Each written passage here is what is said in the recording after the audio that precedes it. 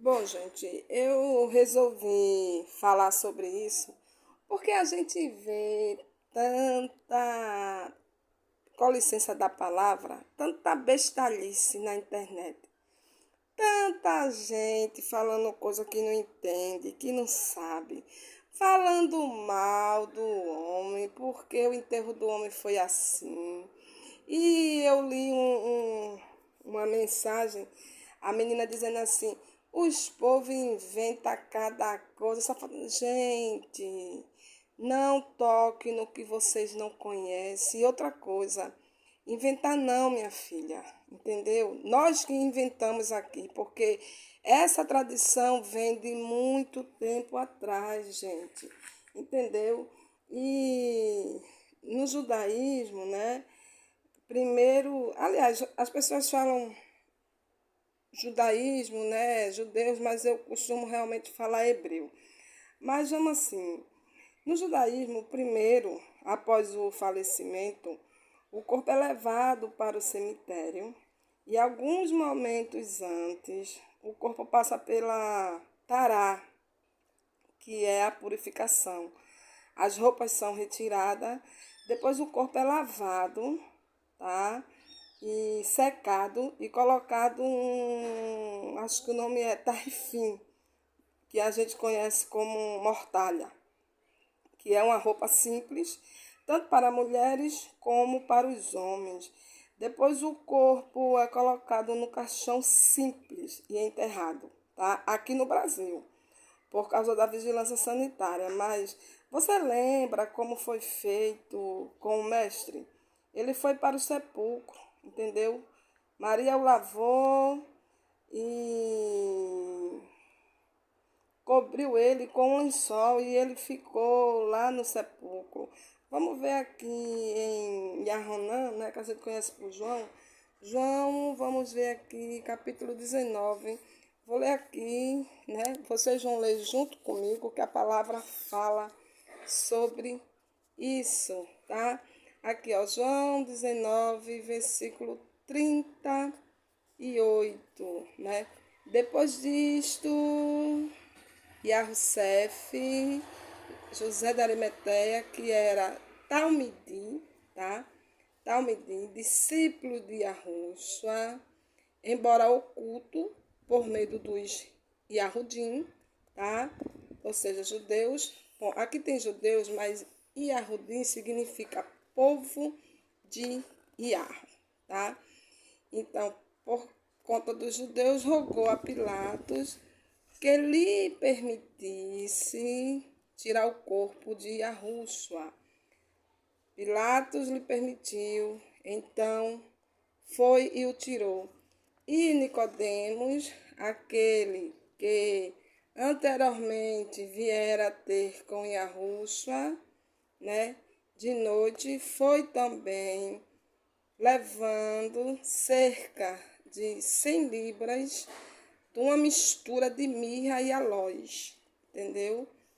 Aí aqui, ó, tomaram, pois, o corpo de Yahushua e o envolveram em panos de linho com as especiarias, como os Yahudim, ou seja, como o povo de Yah. Já falei aqui tem judeus, né? Mas é Yahudim realmente. Como o povo de Yarro, né? Costumavam fazer na preparação para a sepultura.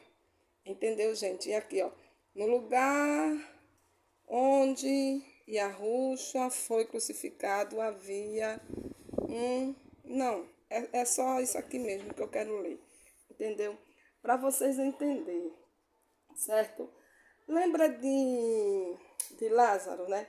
Que estava na tumba, todo enfaixado, sem caixão. Tanto é que quando o mestre o chamou, ele levantou e veio. Eu estava procurando aqui o versículo quando o Machia ressuscita Lázaro, mas eu estou sem tempo para procurar, né? E assim, eu vou ler só aqui aqui o capítulo 12 de João, que eu já estava em João mesmo, e o versículo 17. E diz assim: deixa-lhe, pois, testemunhos a multidão que estava com ele quando chamara a Lázaro da sepultura, né? E o ressuscitara dentre os mortos. Ou seja, Lázaro não estava no caixão, tá, gente? Lázaro, ele chamou Lázaro da sepultura e Lázaro foi até ele, tá? E assim, quando um judeu, né, morre, não pode ser cremado.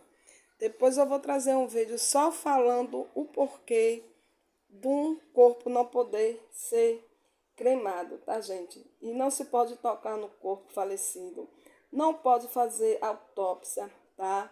Então, os Yahudim, né, o povo de Yarro, que vocês conhecem como os judeus, não colocam flores nos túmulos e sim pedras que representam a eternidade e não murcha como as flores.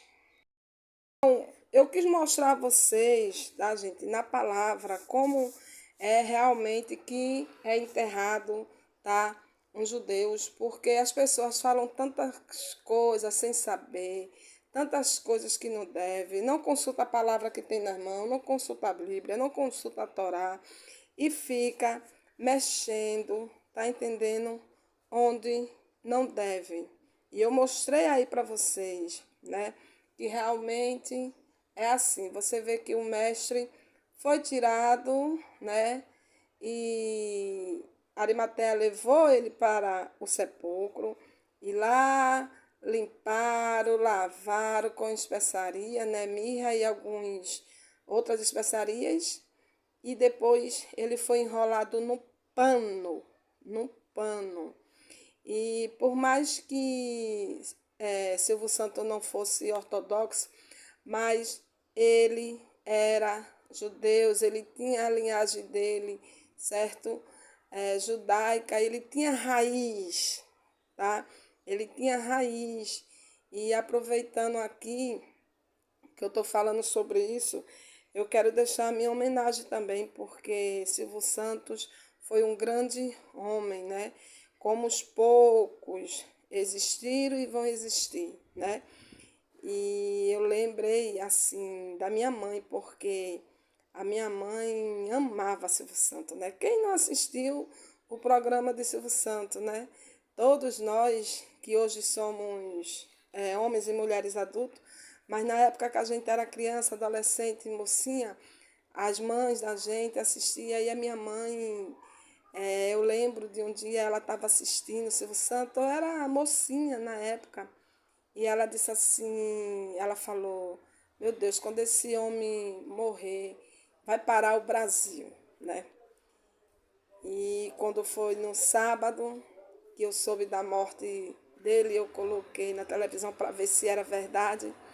Eu me lembrei na hora, né, do que a minha mãe falou. E depois vi toda a simplicidade de como esse grande homem quis que fosse feito o enterro dele, né? Ele realmente mostrou que ele era um homem de Deus, tá? E parou realmente o Brasil, né? Como minha mãe falou, parou o Brasil e a linhagem dele é uma linhagem que você vê que quando ele está falando, tem um vídeo dele que quando ele está falando sobre o avô dele, ele para assim, na hora assim, ele respira para assim, é como se ele tivesse recebido ali, entendeu? Alguma coisa, né? Dos seus antepassados, da sua linhagem, e ele sente aquilo ali naquele momento, que chega a dar para ver que ele para quando ele está falando sobre isso, tá, gente? Então, assim, eu quis mostrar a vocês, certo? Como realmente é feito o enterro judaico e quis falar um pouco de Silvio Santos realmente, que foi um homem tão bom, que ajudou tantas pessoas, ajudou muitas pessoas, né? E a gente vê quantas pessoas, assim, quantos apresentadores tanto homem como mulher, existe hoje por conta dele pessoas que ele descobriu, né? E que hoje são milionários, são ricos, mas que não tinha nada, né? Como a gente sabe mesmo, Gugu, Eliana, Celso Portiolli, Mara, tantas pessoas que ele levantou, que ele fez, que ele ajudou, entendeu? Um homem que só fazia o bem, né? Você vê que na época que ele estava falando sobre a família dele, né? O avô dele, foi quando ele mandou um recado também para Roberto Marinho, né? E eu acho lindo o que Silvio Santos fez, porque tinha aquele negócio de não deixar as pessoas da Globo ir para isso, para aquele canto, sei o quê. Silvio Santos nunca teve isso, né? E na sua morte a gente pôde ver que não existia mais isso, né? E estava todo mundo assim, unido, né?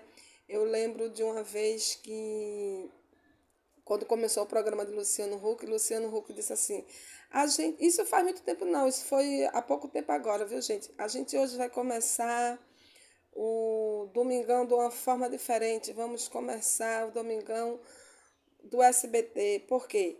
Porque o SBT estava fazendo uma reportagem e aí a mulher foi lá pensando que era de Luciano Huck, e ela queria mandar um recado para Luciano Huck, só que quando ela chegou lá não era, era do SBT.